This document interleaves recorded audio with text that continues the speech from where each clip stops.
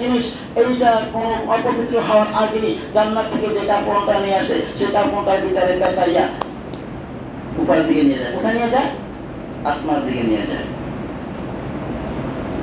হাত্তা ইয়াখুযুহা ফায়াজআলুহা ফি যালিকাল কাফন, এই কাফনের ভিতরে বলে কি নিয়ে যায়? ওয়া ফি যালিকাল হানুর, জান্নাত থেকে যে সুগন্ধি নিয়ে আসে সেই সুগন্ধি ওইটার সাথে মিক্স করে ওয়া ইয়াখরুজু মিনহা কাআতিয়াবু নাফহাতিন মিস্ক।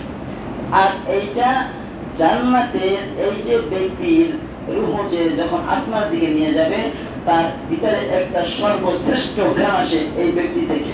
মানুষ মারা গেলে যে একটা দুর্গন্ধ হয়, আর আসমানে যে ফেরেশতারা আছে তারা মেশ যে একটা সব থেকে সুঘ্রাণ, এর থেকে তাদের কাছে পছন্দনীয়, ভালো লাগে।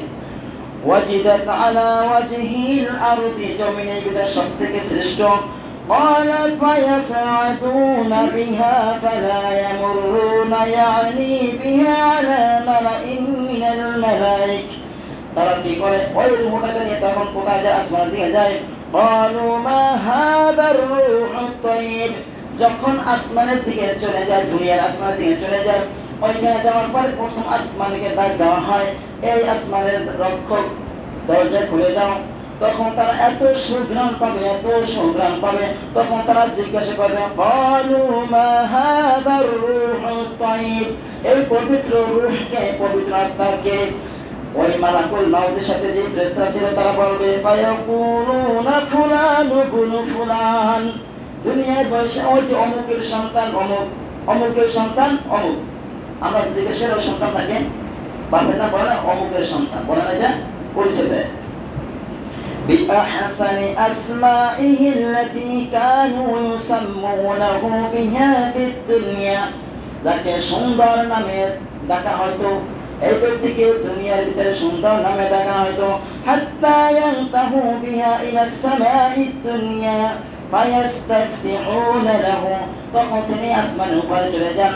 এরকম করতে করতে প্রথম আসমান, দ্বিতীয় আসমান, তৃতীয় আসমান, চতুর্থ আসমান করতে করতে সপ্তম আসমানের উপরে চলে যায়।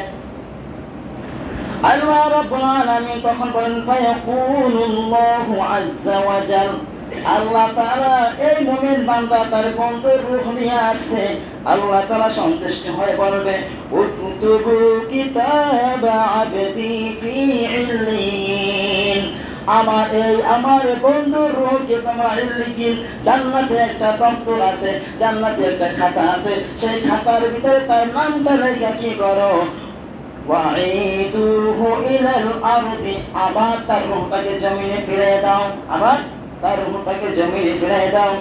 আল্লাহ তাআলা নবীকে প্রশ্ন করেছেন ওয়ামা আদরাকা মা ইল্লিয়ুন, নবী হে আপনার কি জানা আছে ইল্লিয়ুন কি?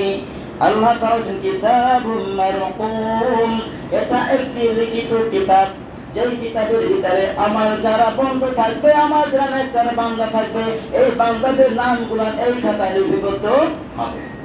এখন আপনি আমি যদি সেরকম বন্ধু হতে পারি, ভালো কিছু হতে পারি, তাহলে আল্লাহ রাব্বুল আলামিন আমাদেরকে এরকম সম্মানজনক কথা বলে ভালোবেসে ফেরেশতাদেরকে বলবে এর নামটা অমুক জায়গায় লিখে আবার তার রূহটাকে জমিনে ফিরিয়ে দাও। আল্লাহ তাআলা কেন বলেন? আল্লাহ তাআলা কেন বলেন? তোহা, সূরা তোহা ৫৫ নম্বর আয়াত, মিনহা খালাকনাকুম ওয়া ফিহা নুঈদুকুম ওয়া মিনহা নুখরিজুকুম তারাতান উখরা, জমিনে ফিরিয়ে দাও।